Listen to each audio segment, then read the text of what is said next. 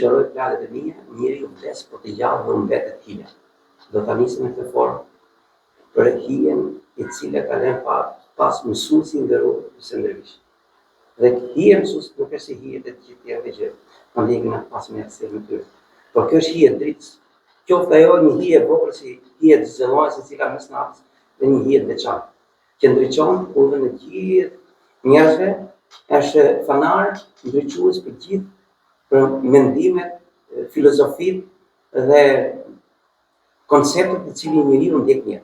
Pra mësuesi i përkushtuar gjithmonë arrin të punojë pa i vënë veshin gjithmonë që flet. Ai vazhdon misionin e tij.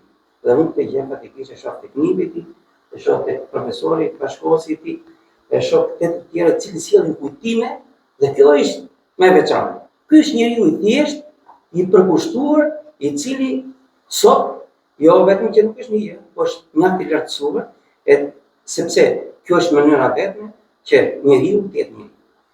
Ky njeri, i cili ja ka përkushtuar gjithë jetën e tij, identitetin kombëtar, ja ka përkushtuar gjithë jetën e tij, shoqërisë shqiptare, ja ka përkushtuar gjithë jetën e tij, arsimin shqiptar, patjetër që sot do të jetë i nderuar.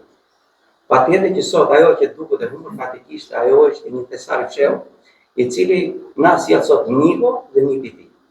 Nikun unë fatikisht e njoh prekosh dhe si njëri bashkëpunues, bashkëveprues në të gjitha konceptet. Dhe për këtë e vlerësoj maksimalisht. Pasi ka bashkëpunuar në shumë veprimtari, po nga ana historike, por nga ana shoqërore, ana gjusore, e cila sot fatikisht kemi shumë maksi.